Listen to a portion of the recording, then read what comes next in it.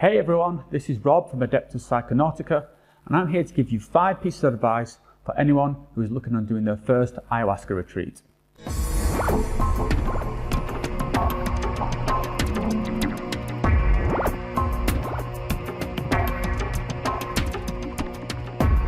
Okay, so number 1 is comfort zone. You are going to be outside of your comfort zone. And this might seem obvious, but you really need to have a good think about what's going to be involved with this retreat. You're going to be so far out of your comfort zone that it might be a little bit too far for you unless you're mentally prepared for it. Particularly if you're doing a retreat in South America, where you've got to deal with all the heat and all the bugs and the humidity and just the culture shock of being somewhere completely alien to your normal surroundings. So really mentally prepare yourself for what's going to take place, not just with the taking of the medicine itself, which again is going to take you far outside of your comfort zone. Also being in with a group of strangers, but you're going to have to make new bonds. You're going to be in a completely different social situation. I have been on a few retreats where people have left within the first 24 hours because they get there and they were just, although they knew what they were signing up for, they didn't really know what they were signing up for. They hadn't really thought about what this was going to mean to them and their comfort. And they get there, again, particularly in the jungle, and the heat and the bugs and people are just itching and scratching. And they're like, no, and they just quit and they walk away. So do the homework first. Get yourself in that mind space and prepare yourself for being way outside of your normal comfort zone. Number 2 is about expectations. Try and have 0 expectations. Now, this is really difficult. It's hard to go on a retreat, which is usually something you plan for and you're built up to then say, well, have 0 expectations. And sometimes it's even tricky to understand what people mean by having 0 expectations. The phrase tends to be in ayahuasca circles particularly is that you don't get what you want, you get what you need. And sometimes what you need can be very different to what you think you want. I mean, if you turn up thinking that every night is just going to be fireworks and revelations and visions and just conversations with God, then yeah, a lot of times that doesn't happen. You can have nights. I mean, pretty much every retreat I've been on, there has been at least one night where next to nothing has happened, where you kind of sat there thinking, what's going on? And you have to be okay with that. You have to just make sure that just accept that whatever happens is going to happen, even if it means nothing happens. That's what needed to happen. Just try and push away all those expectations of what you've no doubt heard about ayahuasca, these amazing visions, these life-changing moments. Those will more than likely come, but if you sit there trying to force it and wait for it, and then if it doesn't happen straight away and you get disappointed, you can really bum yourself out and kind of set yourself in a bad mental state for the rest of the retreat. So just try and put your expectations to one side. One piece of advice I always think is useful is that if you're going to drink ayahuasca, be prepared. It can either be the best night of your life, the worst night of your life, something in between, or nothing at all. Literally nothing at all. You could be sat there stone cold sober.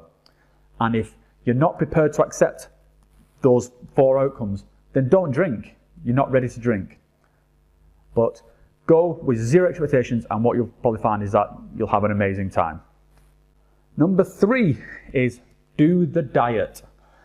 Now, when you go on retreats, particularly these week-long retreats, you'll be given a fairly distinct diet to follow. These can vary drastically from center to center. Some places say that you can eat this, some places say don't eat that. Oftentimes they contradict. So there's no kind of fixed thing. There tend to be some things which are set in stone, things like don't eating pork, it seems to, and certain cheeses seems to be a constant. But some places I've seen don't follow a diet at all. My recommendation is to do some kind of diet. Even if the center you're going to doesn't provide you with a diet, then just do a little bit of homework on the internet and find a diet. And the reason I think a diet is valuable is it gets you in that mind space. It shows that you're kind of committed. Personally, I'm not a huge believer in that you need to eat this for this reason and eat this for this reason, and these spirits kind of contradict each other. I don't particularly buy that. But what I do buy is that it's important to have yourself in the right mind space. And one way of doing that is just to, if it's 1 week, 2 week, whatever you can manage, just beforehand, commit to a diet, and it helps you just get in that right sense of being and frame of mind for what's going to come next. Number 4 is stay grounded. Now, when you go on these retreats, just amazing things can happen. You can have some of the most beautiful experiences that are humanly possible. And it's very easy to get carried away with what's happening. I've seen people start declaring themselves the Messiah and that they're going to usher in a new age of humanity. Stuff that the ego's just kind of running away with them. Just stay grounded. Remember that what you're experiencing is not necessarily a literal thing. It's a lot of it's there to be interpreted. What does it mean to you? So if you have dreams about becoming the savior of mankind, then don't think this is a literal prophecy. How can you do this? How can you take this in yourself and make something useful in the real world? So again, really stay grounded. And one way to do this is to just remember to breathe. I mean, it sounds very obvious, but whether you're actually in a ceremony, you're maybe having a tough time or a very intense set of visions, or just when you're sort of outside of the ceremony, just taking in, the settings that you're in, just breathe. Just make time to breathe. Just sit there. If you meditate, then meditate. Take some time just to sit and absorb what is going on, because it's very easy just to get caught up in the momentum of all this craziness and all this intense and these beautiful things going on. Just try and stay grounded. It'll help in the long run. And number 5 is make time to integrate. Now, integration is a word that crops up quite a lot while you're on retreat. People say it's very important to integrate, and it's probably an entirely different video in itself all about integration. But just as a very, very quick snapshot of it, it basically means make some time for yourself after this, you've come back from this retreat.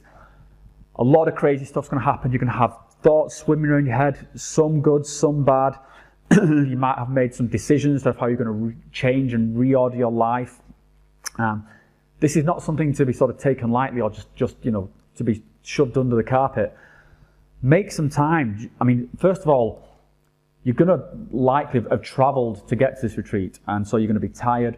So at least take a few days at the end of the retreat just to get yourself back into your normal sort of mode of operation. But also just to really think about this. Again, don't take it literally what's happened, but just think about what it means and how you're going to integrate this into your normal life. It's a good idea to have some kind of contemplative practices, so either take up meditation or drumming or just breathing. Anything where you just get to sit and think about what's happened and process it. So okay guys, that was my 5 very quick pieces of advice for people going on retreat. I'm going to be doing some more videos soon, so stay tuned.